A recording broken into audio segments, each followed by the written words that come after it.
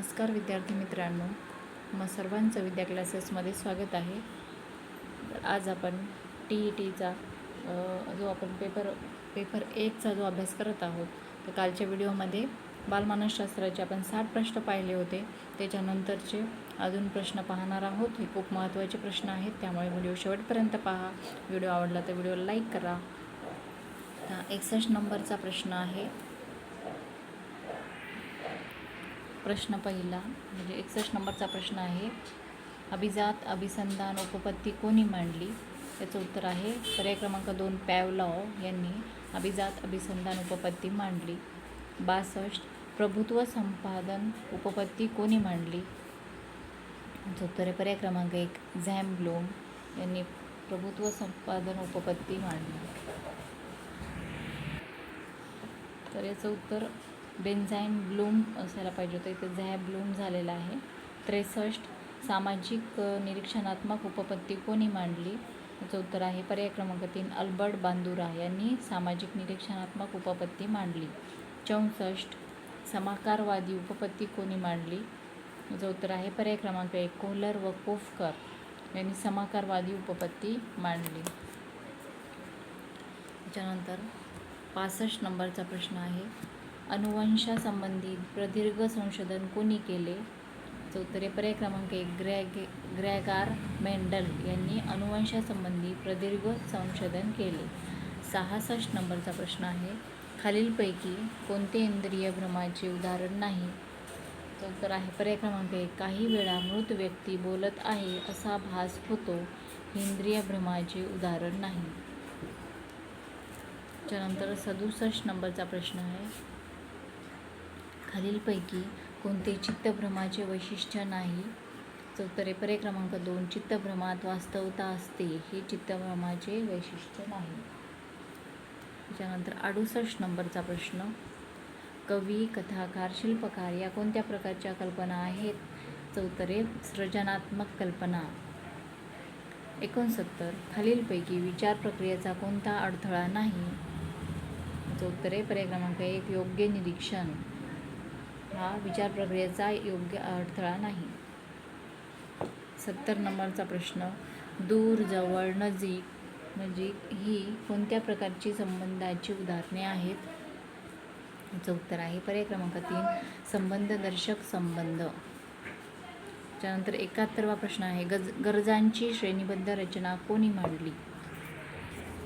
याचं उत्तर आहे पर्याय क्रमांक 1 अब्राहिम मास्लो यांनी गरजांची श्रेणीबद्ध रचना मांडली. 72 नंबरचा प्रश्न आहे, बुद्धिमापन क्षेत्रात मानसिक वयाचा शोध कोणी लावला? पर्याय क्रमांक 1 अब्राहिम मास्लो यांनी लावला.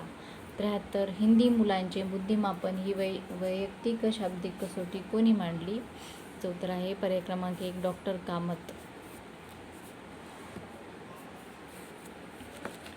त्यानंतर 74 नंबरचा प्रश्न आहे, फक्त भाषेचा वापर केलेल्या कसोट्यांना काय म्हणतात? याचं उत्तर आहे पर्याय क्रमांक 1 शाब्दिक कसोट्या. फक्त भाषेचा वापर केलेल्या कसोट्यांना शाब्दिक कसोट्या असे म्हणतात. त्याच्यानंतर 75 नंबरचा प्रश्न आहे, द्विघटक सिद्धांत कोणी मांडला? पर्याय क्रमांक 1 स्पियरबर्न यांनी द्विघटक सिद्धांत मांडलेला आहे. विद्यार्थी मित्रांनो, याच्या अगोदरचा जो व्हिडिओ आहे त्याच्यामध्ये याच्या अगोदरचे 60 प्रश्न आलेले आहेत आणि हे 61 पासून आपण हे प्रश्न सुरू केलेले आहेत. जर चॅनलला सबस्क्राईब केलं नसेल तर चॅनलला सबस्क्राईब करा, मग तुम्हाला सगळे व्हिडिओ दिसतील. 76 गिलफोर्ड यांनी 120 घटकांपलीकडे एक घटक सुचवला, तो घटक कोणता? याचं उत्तर आहे पर्याय क्रमांक 3 सर्जनशीलता. 77 नंबर स्मृती म्हणजे नवा अनुभव अशी व्याख्या खालीलपैकी कोणी केली? याचं उत्तर आहे पर्याय क्रमांक 1 रॉस. 78 नंबरचा प्रश्न आहे, मानवी शरीरात गुणसूत्रांच्या एकूण किती जोड्या आहेत? याचं उत्तर आहे पर्याय क्रमांक 1 23. 79 किशोरावस्था कालखंड कोणता? याचं उत्तर आहे पर्याय क्रमांक 3 6 ते 12 वर्ष हा किशोरावस्था कालखंड आहे. 80 नंबरचा प्रश्न आहे, बाल्यावस्था कालखंड कोणता? उत्तर आहे पर्याय क्रमांक 2 ते 6 वर्ष. 81 नंबरचा प्रश्न आहे, व्यक्ती महत्त्वाकांक्षी पाठीमागे कोणत्या ग्रंथीचा समावेश होतो? त्याचं उत्तर आहे पर्याय क्रमांक 1 कंठस्थ ग्रंथी. 82 अध्ययन घडण्याच्या दृष्टीने केलेल्या कृती म्हणजे होय अशी व्याख्या खालीलपैकी कोणी केली? तर याचं उत्तर आहे पर्याय क्रमांक 3 स्मिथ. 83 खालीलपैकी हेतूच्या आधारे संशोधनाचा प्रकार कोणता नाही? पर्याय क्रमांक 4 प्रायोगिक संशोधन. त्याच्यानंतर 84 नंबरचा प्रश्न आहे, पृच्छा पद्धतीचे जनक कोण? याचं उत्तर आहे पर्याय क्रमांक 1 शेफलर. 85 अग्रत संघटन प्रतिमान कोणी मांडले? याचं उत्तर आहे पर्याय क्रमांक 3 डेव्हिड आसुबेल यांनी अग्रत संघटन प्रतिमान मांडले. 86 योग्य क्रम कोणता? याच्यामधला क्रम ओळखायचा आहे आपल्याला. तर पर्याय क्रमांक 1 ज्ञान, आकलन, उपयोजन, कौशल्य हा योग्य क्रम आहे. 87 आनंद, राग, दुःख, भय यांचा परिणाम खालीलपैकी कोणत्या बाजूवर होतो? याचं उत्तर आहे पर्याय क्रमांक 2 मानसिक बाजू. 88 नंबर योग्य विधान निवडा. तर योग्य विधान आहे पर्याय क्रमांक 4 बहुलक बरोबर 3 मध्यांक वजा 2 मध्यमान. 89 आकर्षक दिसण्याचा प्रयत्न ही कोणत्या प्रकारची स्वची जाणीव आहे? पर्याय क्रमांक 1 शारीरिक स्वची जाणीव. आकर्षक दिसण्याचा प्रयत्न म्हणजे सुंदर दिसावा, आकर्षक दिसावा असा प्रयत्न करणे म्हणजे काय? तर शारीरिक स्वची जाणीव.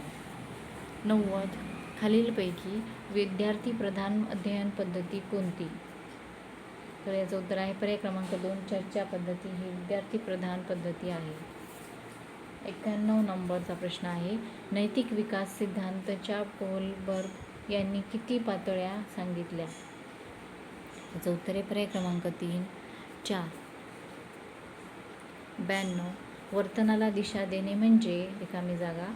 तर याचं उत्तर आहे पर्याय क्रमांक 1 प्रेरणा. वर्तनाला दिशा देणे म्हणजे प्रेरणा होय. 93 प्रत्यावहन म्हणजे काय? तर प्रत्यावहन म्हणजे पर्याय क्रमांक 1 ओळखणे. तर अशा प्रकारे आपण शैक्षणिक मानसशास्त्र या विषयाचे महत्त्वाचे प्रश्न पाहिलेले आहेत. व्हिडिओ आवडला असेल तर व्हिडिओला लाईक करा, चॅनलला सबस्क्राईब करा. व्हिडिओ बघितल्याबद्दल धन्यवाद.